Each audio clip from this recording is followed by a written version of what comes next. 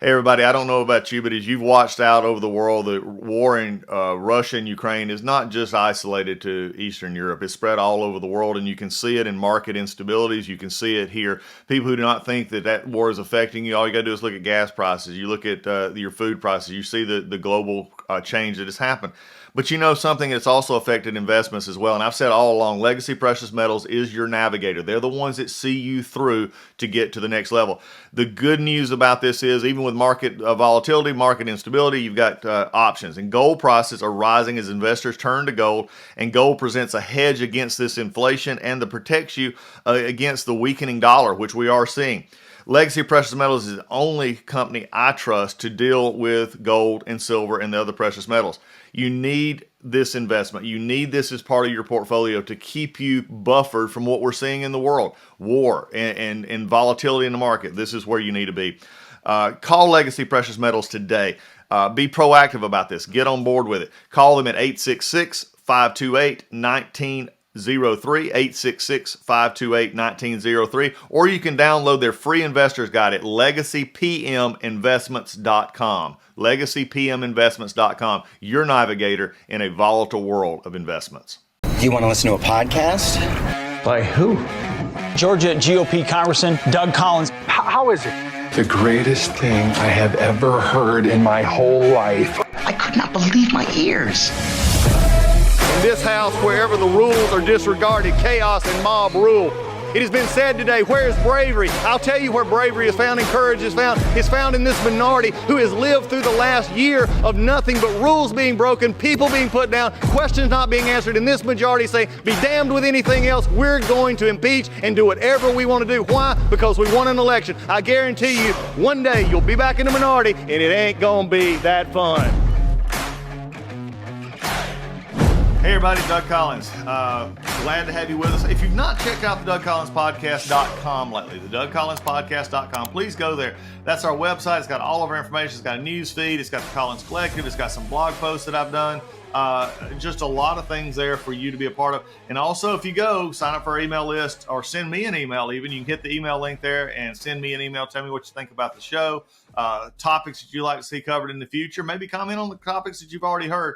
But also, we've got some great new things coming up. In fact, there's a special trip possibility. I want to let you, you've not heard this yet, but I want you to be ready for it. It's going to be limited space available, but be watching. If you're part of the email list, you'll be one of the first to know. Being part of the Collins Collective, you will want to be a part of that. All right. We're inside 30 days. I haven't done this in a while on the podcast. I want to do this today. We're going to spend a few minutes going over the state of the races as I see them and as the polls are calling them, and in what I see playing out in races, not only for the U.S. House, but U.S. Senate, and we even touch a few governors' races as well. We're going to do these sort of rapid fire, so if you're riding along with us, you're exercising today, maybe you're out for a run, you're on the treadmill, this will give you some, fast pace, give you the top lines as we go through these different races. Now, let's set the stage. Remember, most still believe, and I'm one who believes the House will flip. Okay, I don't see a scenario right now, quite frankly, in which the House doesn't flip.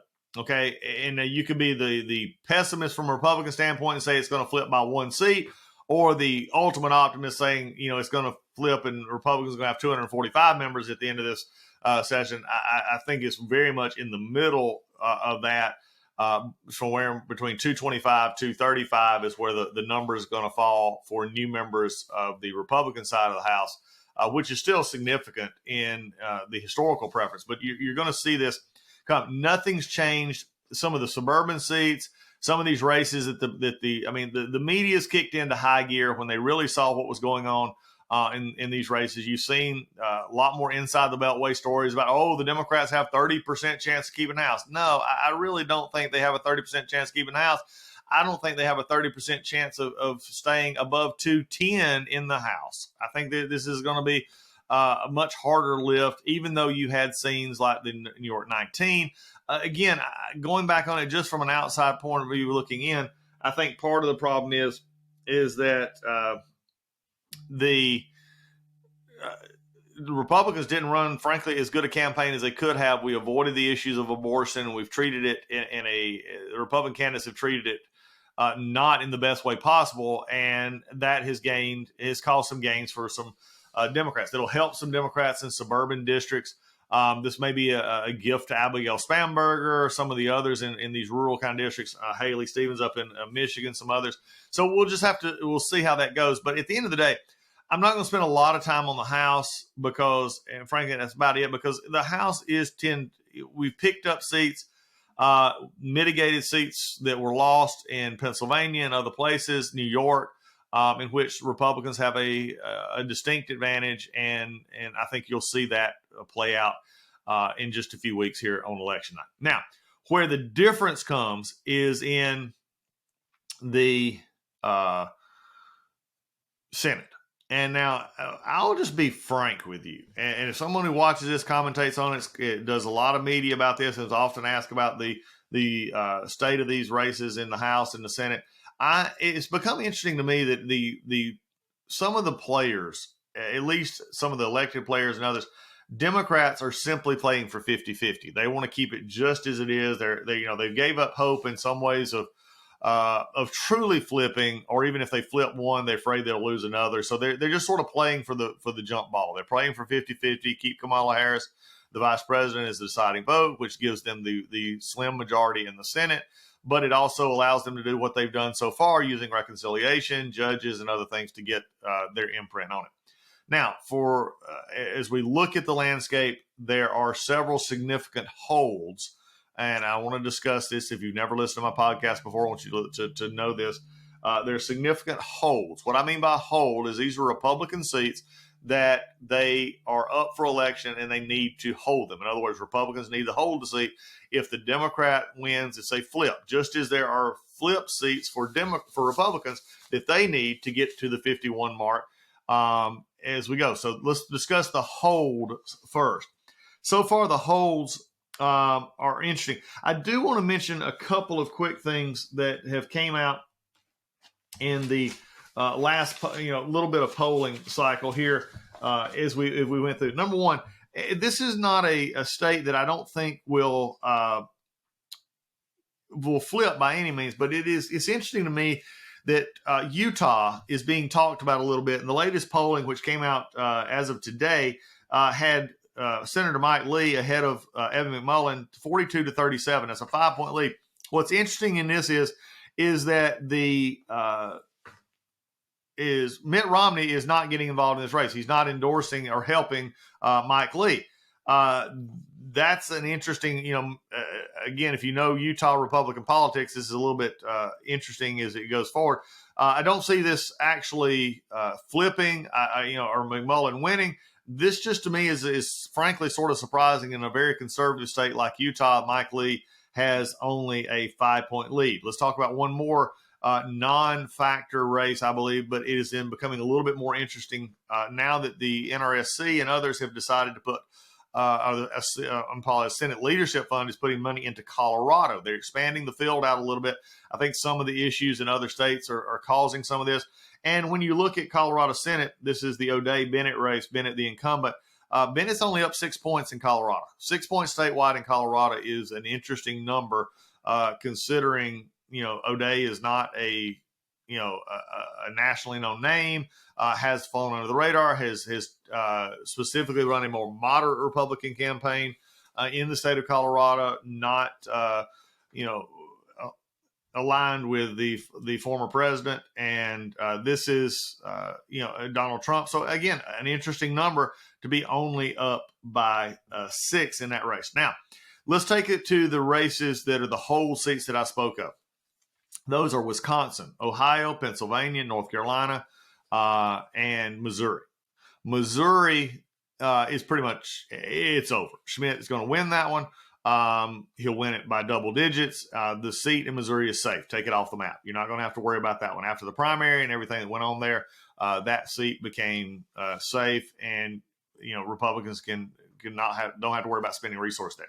Let's go to Wisconsin. Wisconsin is another interesting state because you have two-term Senator Ron Johnson against Mandela Barnes, who has run a very liberal race. This is someone who very adamantly not part of the folks who said we'd never defund police. He actually did, very much advocated defunding the police. This has become a very much of a law and order kind of race.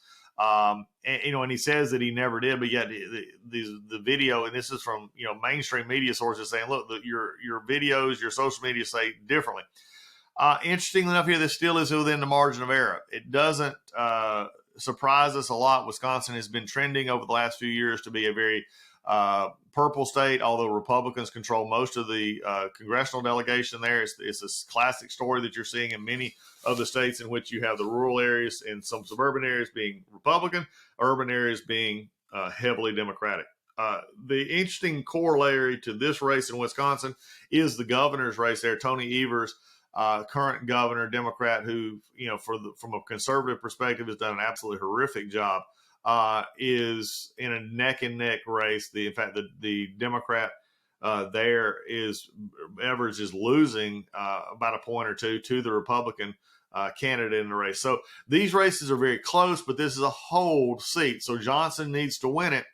If Republicans have any desire, any hope of winning back the Senate, they need to hold this seat, because a loss here would mean that they would have to win somewhere else. So you'd have to pick up one. You'd have to win one to neutralize it, two to actually then gain ground. So, when you look at Wisconsin, don't let this one go off the map because it is within the margin of error. The next one, Ohio, let's just go across the country. Ohio is running the next Senate race that is a hold seat. This one was a very, if you remember back, very tight primary race. J.D. Vance comes out of it with President Trump support, Donald Trump Jr. support. He was a very well-known figure for writing the Hillbilly Elegy and other things. He's the Republican nominee against Tim Ryan, a 20-year congressional House member from Ohio. Probably in Ohio, the best Democrat that they could have picked would have been Ryan. And this race has Vance up 2. It's been pretty consistent, Vance 2 to 4. In the trends of what's happening in Ohio over the past few years, this does look now that the numbers tend to be hardening. Ryan has run a very moderate campaign here. He's run a very campaign that is not reflective of the national Democratic strategy of the more liberal campaigns. So I think this will stay close as far as polling margin of error. But at the end of the day, Vance, I think, holds this seat. Let's move on to Pennsylvania. Much different story in Pennsylvania. This one is also, frankly, one that I personally just don't understand. And part of this goes to what I've seen in Republicans in this cycle and how they are handling the primaries that were very contentious in many states. Ohio, as I just said, had a very contentious primary. You had a lot of good candidates. Vance came out on top. There was a lot of frustrated Republicans who think that Vance was not the best candidate for Republicans to put forward. However, he did win. It's the same true here in the Pennsylvania Senate seat, in which Dr. Mehmet Oz, came from a field in which he was not the favorite of the more conservative Republicans in the party in Pennsylvania. And what has happened is that there has just been he's not seemed to gain traction enough to put him in a much closer format with where he should be, and that is I think definitely should be beating Fetterman in this race. Now, there's other issues that are developing here, but right now, just as an average polling, you're getting about 3%, almost 4% Fetterman, and that's been consistent, through the summer. Okay, it's been consistent. It's actually closed up the gap here in the last month and gotten down to the 3 or 4%, which puts it within the margin of error for the most part. But what we're seeing here, and I think the way that Republicans are going to have to try and keep this seat, is the folks who voted for McCormick and also voted for Barnett have got to get on the Oz bandwagon. And maybe they're not polling, maybe they're not answering the polls, maybe they're still mad. But at the end of the day, they've got, if you're a Republican wanting to keep or gain control of the Senate, this is a hold seat you got to have. On another note, it's also a hold seat you need to have because John Fetterman is one of the big strongest liberal candidates in these seats to take a Republican seat that we've seen, and is also suffering from serious medical conditions that have kept him off the campaign trail for the most of this campaign season. And again, I think it's very concerning that it now appears that his campaign was not forthright before the primary when this stroke actually happened. They've been avoiding these questions and saying everything's okay, but yet when Fetterman comes out for interviews or public events, you can tell that there's still speech issues, there's still cognitive issues that he's working through, and I wish him success in his health. I do not wish him success in winning the Senate seat. I don't think he's ready for it. And even if he, quote, was physically, mentally healthy and physically ready to run this race, his ideas are too liberal for the United States Senate, and especially from Pennsylvania. But you're still seeing him win in this race, and I think some of that is a fallout from the primary cycle with Dr. Oz, in which you had questions of is he conservative enough from many, many people in Pennsylvania, and in doing so, maybe turn some of our Republican voters off to go back out. They have a little under 30 days now to go out and fix that. They don't fix that, this could be one of the biggest disappointments in the cycle. Now, Dr. Oz, supported heavily by Donald Trump, supported heavily by the delegation, congressional delegation, and others in Pennsylvania. Again, it's bound to turn out now. So we need to see how this is going to play out. But I'm putting this on the radar. If you're a Republican in a state that either doesn't have big races this cycle, or is sort of settled in, and you've got time or effort or money to put into it, Pennsylvania is one of those seats in which I would encourage you to go do so. Again, we lose here. You got to take 2 to gain back the Senate, and you have to have 1 minimum to offset it to keep it at 50-50. All right. Moving down the map a little bit, North Carolina. This has become the one, and I think I've said it here on the podcast. I've definitely said it in radio show and other news outlets, that North Carolina for me was, and I said this back in July and August, I said when the polling starts to come in this Beasley-Budd race down in North Carolina, it's going to be far closer than anybody imagines. It's going to be very close, and it's going to be definitely the margin of error, and it's going to fly under the radar, and people are going to say, oh my, what's happening? Well, that's exactly what's happening right now. This race in North Carolina is Budd is up by 1, a little over 1. Most of the polling have had this thing trending 3-1 to a tie here over the last month. Sherry Beasley, actually, this is one thing I wanted to emphasize. She just announced her fundraising total at $13.3 million. That's number 4 in the country of these other Senate races that I've been talking about. That's a lot of money in North Carolina media markets. It's a lot of money to make up. Budd has raised money, but not to that level.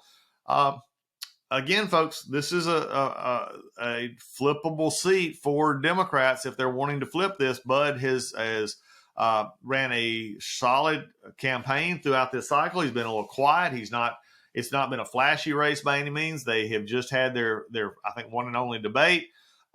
This one is going to be a time in which Republicans have got to come out. It is also another race in which Republicans struggled had to deal with a primary, which again, that's part of life. That's part of what should be in electoral politics. Not upset that there was a primary, but you had folks who like Mark Walker and others who, now their people have to get behind Ted Budd, or Sherry Beasley will hold or will have the possibility of flipping this seat.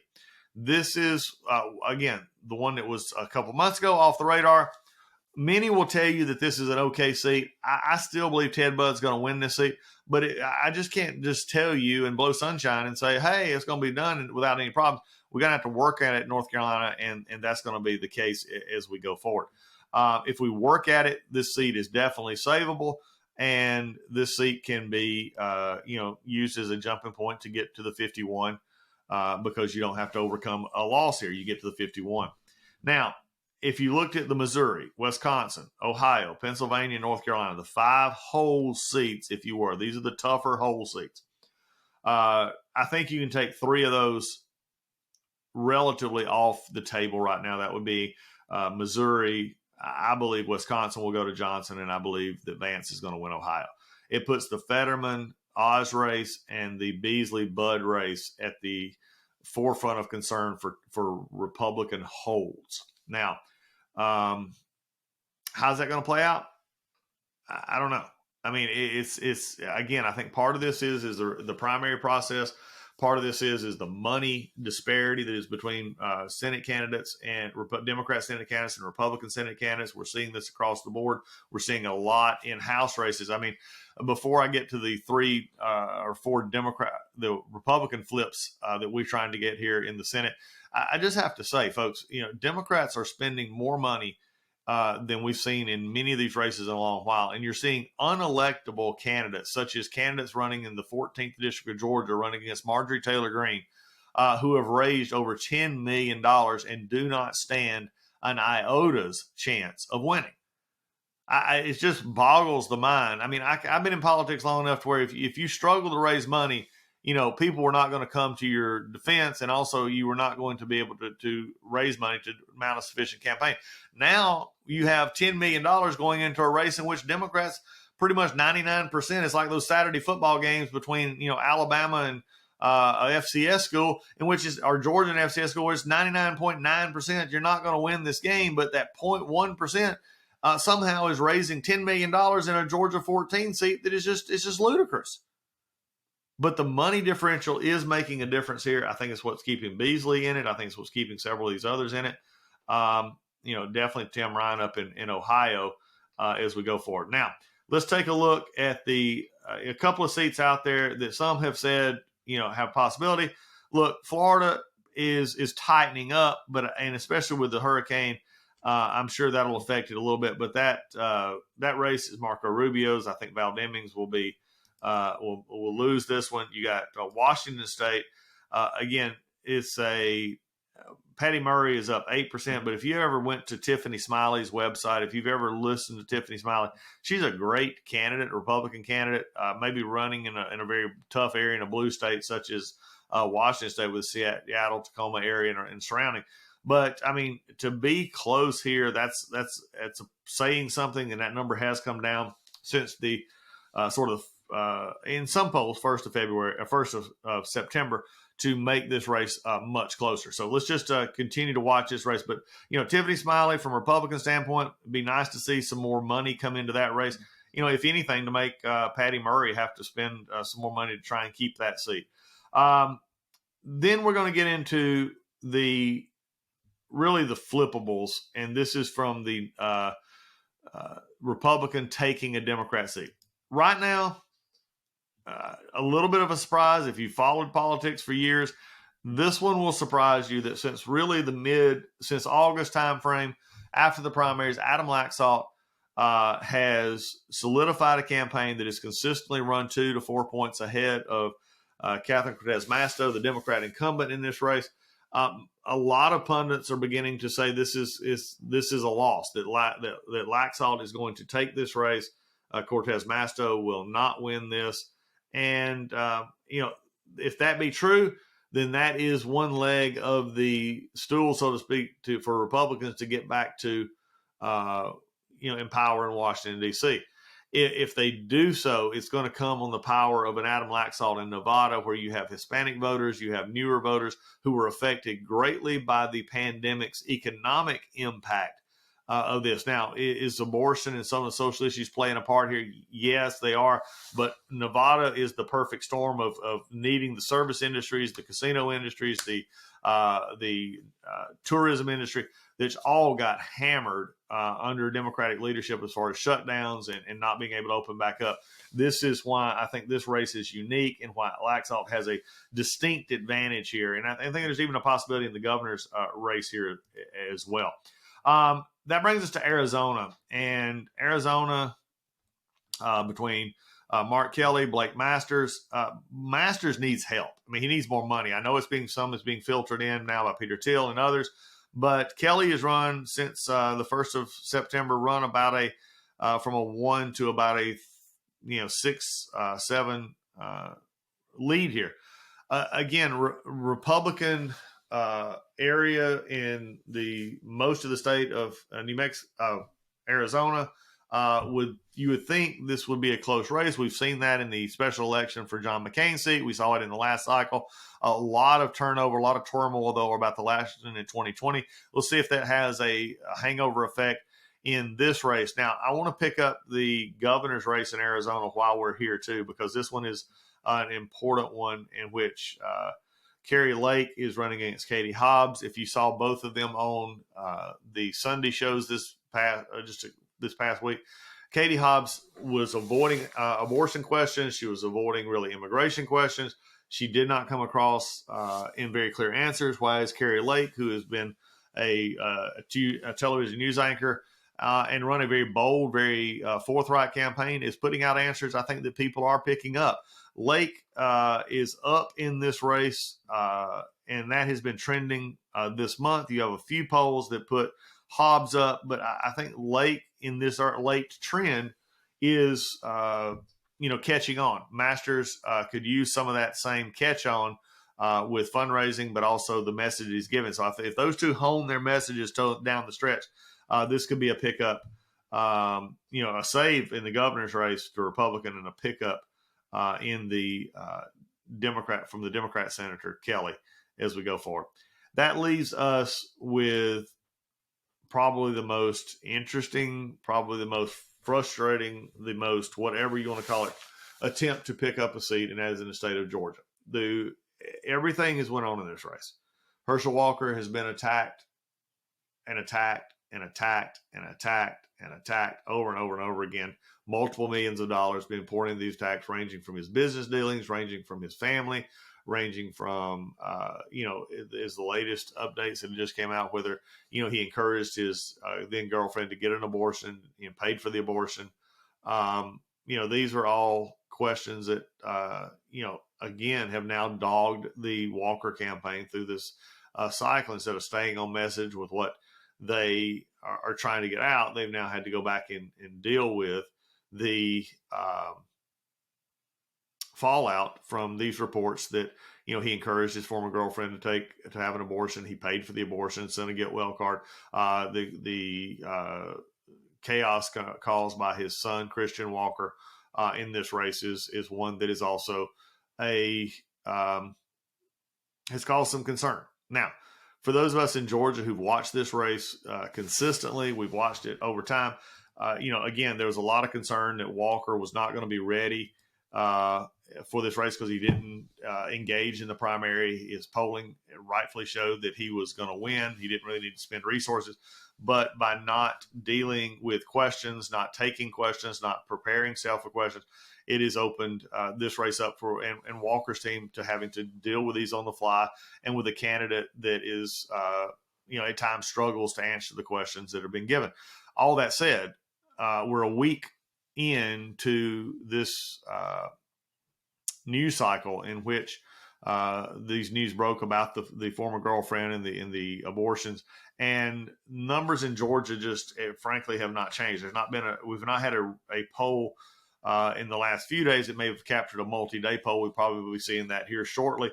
But at this point in time, the spot polls and others have shown this to be the race not moving still. That Warnock is ahead 2 to 3 points, depending on that. Walker's ahead in some. It had been ahead in a few, but now you're dealing with a in the margin of error race. Both of these candidates are below 50%. There's been very few polls that actually put Walker or Warnock in a position of winning this outright.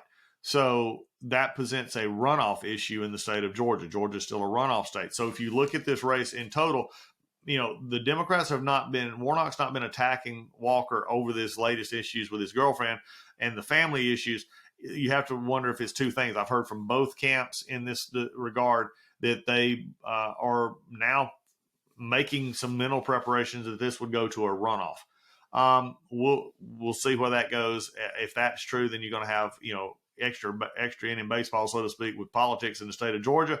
And it's up in the air as to who would win this in a straight up just Walker, just Warnock, unless the Walker-Warnock race became the battle for the Senate. In other words, if Walker could win it, the Senate would have a 51 Republican, 49 Democrat.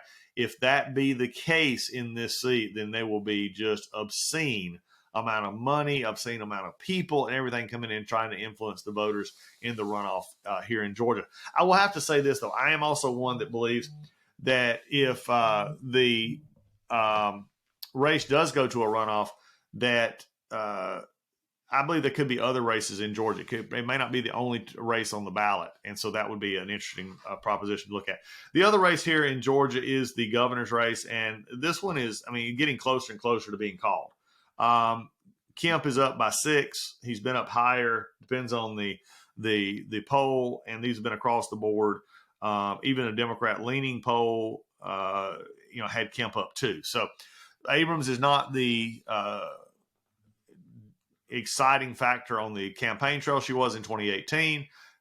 She's a very polarizing figure, and she's struggling even among Democrat constituents here. Brian Kemp, although not the most beloved on the Republican side, he is considered by Republicans to be much, much better than Stacey Abrams, and that is helping him because the definition of Abrams as liberal has been much easier to tag as we go forward. So those are the races as we look at them. These are the races that we're dealing with. We may do one more update on the podcast here before November, but I wanted to give you about a month out here. Here's where these races are. Here's where I see them. Here's what I've talked about. The House definitely, I believe, going to the Republicans. Senate, especially the way this is being played, it's going to be one or two either way at best, unless something breaks late here. Joe Biden's approval numbers are playing a factor, and I know the Warnock race, also the Ryan race and Ohio race, his numbers are just not good. They're not good down here in Georgia.